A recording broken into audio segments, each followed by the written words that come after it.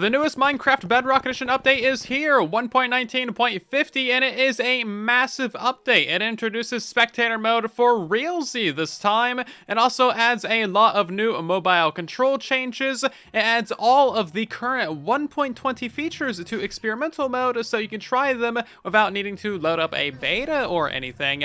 And there's like a bajillion different bug fixes. If you ever find any new bugs in these Bedrock updates, let me know in a comment down below and it might be included in a future video. And if you end up enjoying this video, then maybe consider dropping a like or subscribing so that you don't miss a future one. So thank you so much, and let's hop into the features of this update. The biggest news in this update is that Spectator mode has finally been released on Bedrock Edition. This is a cheat, so you will need to have cheats enabled in your world, and you can go into Spectator mode by just typing game mode Spectator in the command bar, or you can go and change your personal game mode here in the menu, and then you are in Spectator mode. This is basically turning you into a ghost, so you can't interact with anything at all. Mobs won't look at you, you can't pick up items, you can't take damage, you can't open inventories or anything like that, and of course you can pass through blocks, allowing you to see absolutely everything in your Minecraft world. This is so incredibly useful for just an infinity number of things. Spectator mode is of course necessary for hardcore to eventually be added to Bedrock Edition, and now that Spectator mode is officially out and everybody can use it,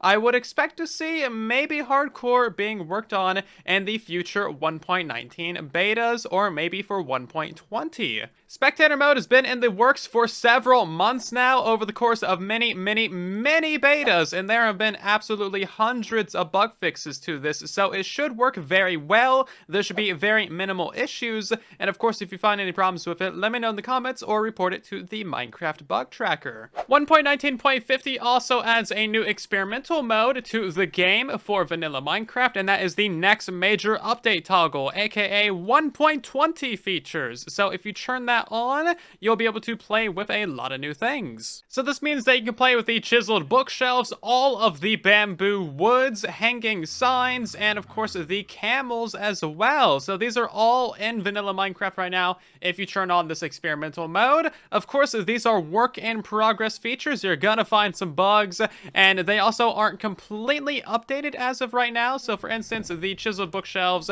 don't interact with hoppers right now, and you can't place in the books in whatever slot you want, like on Java Edition. And also, we have the old bamboo crafting recipe, so it is only 4 bamboo to a single plank instead of the correct 9 bamboo. There's also been an absolute ton of changes to the mobile controls in this update using the new system. So as you can see, there is this little snippet in the changelogs, and then there's like 100 different bug fixes to the mobile controls as well. So there is a lot of stuff here. I personally have never used mobile controls, so I don't know what most of this means.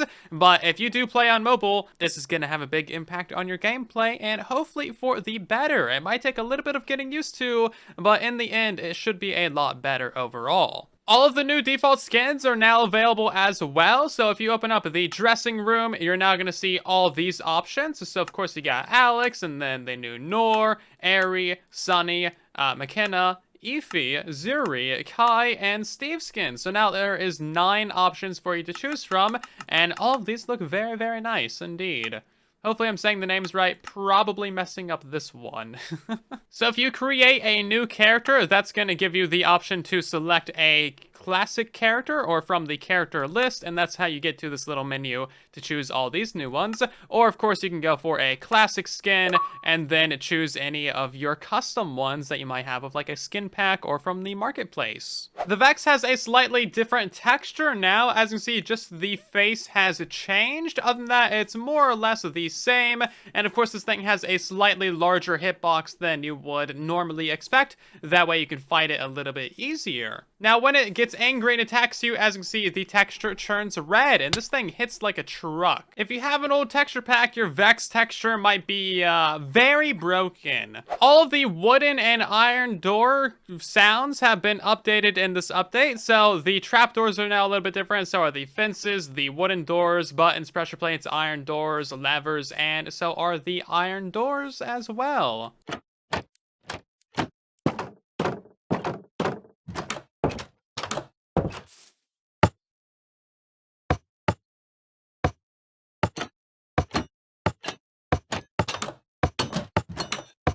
The warped and crimson set of wood has also had some updated sounds.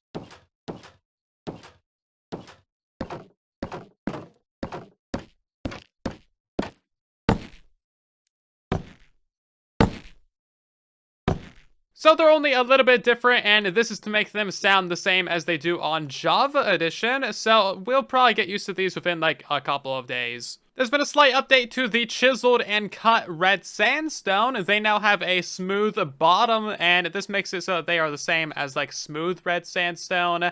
And as you see, this is regular sandstone here on the side, so it's just got a smooth texture on the bottom. There's been a bug fix to lily pads, and they now pop off of sound and have particles when you run into them with a boat. There's still no sound when you place them, though. Two minor changes to coral fans that don't really affect anything. They can no longer be placed on the sides of slabs. Typically, they would be placed there, but as soon as you update them, they would break off. And now they can actually be placed on top of glass blocks without breaking off. So just a little bit of refinement to the placing of them, and this should have no effect on mob farms of any type. Light blocks are once again visible when you're holding a light block. Mojang has fixed a really good bug in 1.19.50, and that is severe hopper lag. So previously, if you had a hopper full of items, especially like shulker boxes of enchanted items, it would continuously try to push these items with all of that data into a full inventory, such as a chest that didn't have any room in it.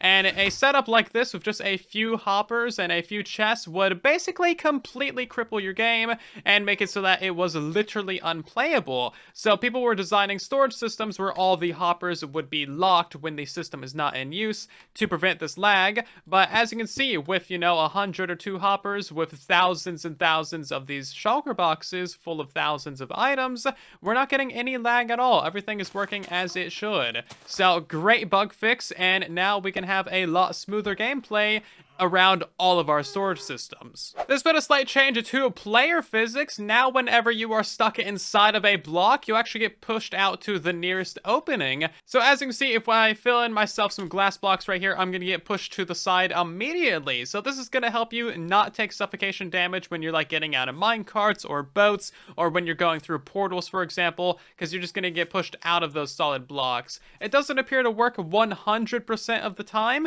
and this is the same mechanic that happens to items, by the way, and that's why we have simple item elevators like this one, where they just go up instead of getting pushed to the sides, because that's the only direction that they have. Now, I don't think the player will ever get pushed up, because that would allow us to go on the nether roof really easily, but you get the point. It's borrowing the same mechanics from items. Unfortunately, one of the funnest bugs in Minecraft has been killed by Mojang, and that is the ability to have super speed horses, pigs, donkeys, anything that you could normally breed. If you gave the parents the speed effect using potions or whatever, and then you bred them, the baby would have that speed effect inherent in it, so you would get super speed babies. Okay, well, this is still a super speed baby. Mojang did a derp. They thought they fixed it, but no, they no fix it. So this is good. This is very good for us, because super speed horses is one of the funnest things in Minecraft, and you get super speed pigs as well. I mean, this is just 5 generations of using, like, speed 2 potions to breed the horses. I made a whole video on this. Go watch it. This bug is on the chopping block, so you need to do it now. If you've ever been to the end dimension, maybe on a multiplayer server, and the dragon wasn't alive, it was just completely missing, but all the crystals were here and everything, that bug has now been fixed, and that was due to a save and load error that was basically deleting the ender dragon. The ender dragon should always be here from here on out. Also, this end crystal bug is an entirely different thing. You'll see this in a future Truly Bedrock episode. There was another bug fix in this update for the Crimson and Warped Nelium, so whenever these things grow, they usually delete, like, all of the standard blocks in the area, and as you can see, that has now actually, properly, really been fixed. So the logs no longer replace any non-solid blocks, and the leaves don't appear to either. It's actually been fixed. I was mostly expecting the leaves to still delete pistons and stuff. So maybe we have the new ability for better fungus tree farms. Maybe. We have a 1 pixel change to 4 different blocks. Farmland and path blocks are now a full pixel lower. So when you're standing on these things, you'll be 1 pixel lower than a standard dirt block or other things. As you can see, the camera's going up and down just a tiny bit when I move from block to block. And now you'll actually sink down in mud and soul sand. So if you just barely notice that we're sinking down a little bit. So there you go. Finally, parity. There's been a nice bug fix to magma blocks that generate in aquifers and underwater in the world. They will now generate with bubble columns above them. Previously, you would have to wait a while for the bubble columns to show up, but now they're there as soon as the world generates, so you immediately have something to breathe in. There's been a bug fix to naming bosses, so now if you click on them with a name tag, the name will immediately pop up on the boss bar at the top of the screen. Previously, you had to, like, reload the area for it to take effect, so now you can name your withers and your dragons and all of your other cool things. Now for a couple of very nice technical changes. First up, we have a change to the structure block. You can now import save files if you're on a Windows device. So to do this, all you need to do is like save a structure and then export that to a file on your computer. And now you can import that structure file to any other structure block in any other Minecraft world that you're playing on. So this is the easiest way to take structures or builds from one world to another. So now we're all just an empty super flat. We can hit the load function in the upper left up here and then hit the import button. And then once you've done that, you just locate wherever you saved your structure file to. Hit import on that, and now we can load up our entire village. As you can see here, we just brought an entire chunk of one Minecraft world over to another with just like 2 simple steps. Now, if you take experimental mode items from one world to another, it's probably not going to work that well, although I'm surprised that these things actually do work. The sign still says Ibercusbus. Oh, the boats are still here as well, actually.